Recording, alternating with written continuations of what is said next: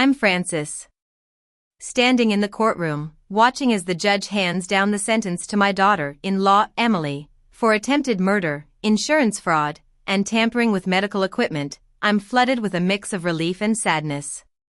It's a moment I've been waiting for, but it also marks the end of a nightmare that began several months ago. It all started when my son, Mark, and his wife Emily came to me with a request. Mark, a 32-year-old accountant, was always a bit reserved. He stood at the foot of the hospital bed, his eyes avoiding the face of the older woman lying there. Emily, a 30-year-old saleswoman, was already packed for a long-planned vacation. The doctors say she can't hear anything, Emily told me. She's stable, but we need someone here to watch over her. The woman in the bed was Emily's mother, 58-year-old Linda. Linda was a kind-hearted woman who had always been generous to our family. I agreed to stay, because that's what a mother does. The moment Mark and Emily left, the house felt off. It was too quiet, too still. I sat beside Linda's bed, reading books, cleaning up a bit, and talking to her as if she could hear me. On the third night, just past midnight, I heard a faint noise. I looked up and saw Linda's fingers twitch. I froze, my heart pounding. The monitor showed a steady rhythm. I leaned closer, and her eyelids fluttered slowly, then opened. Her eyes were clear, focused, and she looked straight at me and whispered my name. I stumbled back, shocked.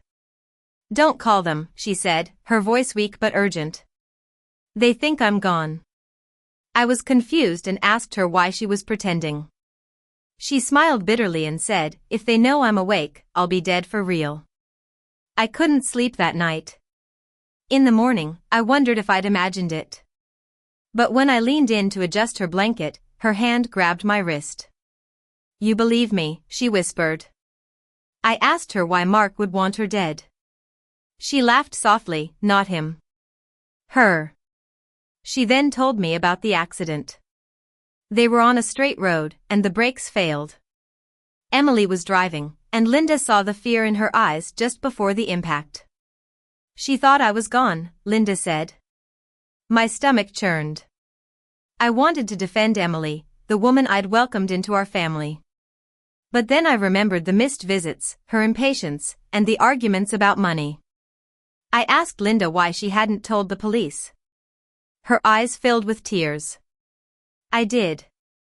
They said coma patients can't testify. She begged me to help her gather proof. "Phone, documents, at their house across town," she said.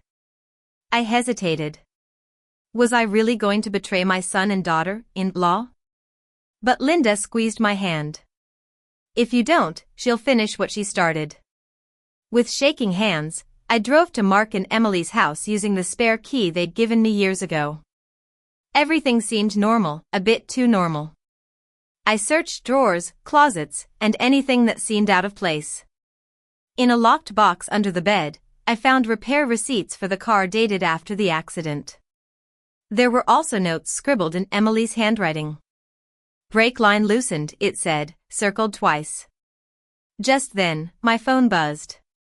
It was a message from Mark. "How is she?" I didn't answer. I took photos and copied files from Emily's laptop. There were emails about inheritance, insurance payouts, and timelines. It was clear that she had planned everything. When I returned to the hospital, Linda was awake, waiting for me. I showed her all the evidence. Tears rolled down her temples. "She'll come back. She always checks," she said. That night, I heard footsteps in the hallway. I hid, my heart racing. Emily slipped into the room. She leaned over the bed, whispering threats and adjusting the tubes just enough to cause harm without setting off the alarms. I recorded everything on my phone. In the morning, I called Mark home early, saying there was a change. When they arrived, I played the video. The room erupted in shouting, denial, and rage. Mark looked at Emily like a stranger. She tried to lie, but the evidence was overwhelming. The police were called, and statements were taken. Emily was arrested. Mark broke down, sobbing as he apologized to Linda. Linda just looked at him tiredly and said, "I warned you." Weeks later, Linda was transferred to a rehabilitation center. Her recovery was slow but steady. We talked often, sharing our fears and the experience of survival. She told me how lonely it was pretending to be in a coma, and I told her how close I'd come to doubting myself.